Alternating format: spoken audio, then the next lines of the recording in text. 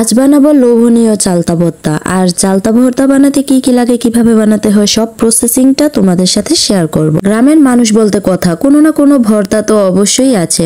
এমন লোভনীয় করে বানাবো যাতে জিভে জল না এসেই পারবে না। চলুন তাহলে দেখে আসি ভর্তাগুলো বানালাম কিভাবে। সবাই কিন্তু পাশে থাকবেন, অবশ্যই ভর্তা রেসিপিটা দেখে যাবেন। চালতা ভর্তা বানানোর জন্য প্রথমেই মেইন উপাদান আমি চালতাটা নিয়ে নেব। তো চালতাটা কিন্তু বাজার থেকে কেনা না, একেবারে তরতাজা, একেবারে তাজা চালতা গাছ থেকেই পড়েছে। তো সেই চালতাটাই আমি নিয়েছি। আর এই চালতাটা আমি আগে সুন্দর করে কেটে নিলাম। তো একটু পোকাও ছিল, বাট পোকাগুলো কোনো সমস্যা করে নেই, ওগুলো ফেলে দিয়েছি কেটে কুটে। আপনারা যারা চালতা কাটবেন অবশ্যই খুব সাবধানভাবে চালতা কাটবেন, কেননা চালতার মধ্যে যেই পিচ্ছিল একটা ফুলের মতো থাকে, এটা খুব আঠালো আর পিচ্ছিল। এটা একবার হাতে লেগে গেলে বটিতে হাত কাটা কোনো ব্যাপারই না। যাই হোক, বলতে বলতে আমার চালতা কাটাটা হয়ে গেছে। চালতাগুলো কিন্তু আমি ছোট ছোট টুকরো টুকরো করে নিয়েছি, আরো ছোট করতে পারলে ভালো হতো। তো সুন্দর সাইজ সাইজ করে কেটে নিয়েছি দেখেন। আর এর মধ্যে আমি কিছু আমরা দেব। আর আমরা দিয়ে কখনো চালতা ভর্তা খাই নাই, বাট দিলে তো দেওয়া যায়, ঠিক না? তো আজকে আমি দিব। আর আজকে টেস্টটা আমি আপনাদের জানাবো যে কেমন হয়। অবশ্যই আপনারা চালতা দিয়ে আমরা দিয়ে বানিয়ে খেতে পারবেন। যদি টেস্ট ভালো হয় অবশ্যই আমি আপনাদেরকে বলে দেবো টেস্ট কেমন হয়েছে। আমরাগুলো আমি সুন্দর করে সাইজ সাইজ করে কেটে নিয়েছি। আর এই দেখেন ফাইনাল লুক। চালতা আর আমরা একসাথে ধুয়ে নিয়েছি। এরপর শিল পাটায় বাটাবাটি শুরু হয়ে গেল।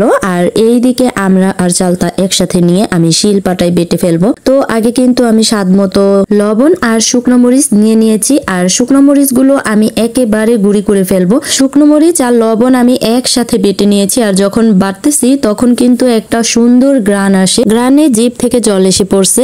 তো সেটা আর আপনাদের নাই বলি। আর এইদিকে আমি পাটায় যতক্ষণ ধরে বাটাবাটি করতেছি খালি একটাই কথা ভাবতেছি, কখন হবে আর এটা কখন খেতে পারবো। আর যতক্ষণ বানিয়েছি ততক্ষণ আমার ছেলেও বলতেছে, মা জিভ থেকে কেমন জানি পানি পড়তেছে।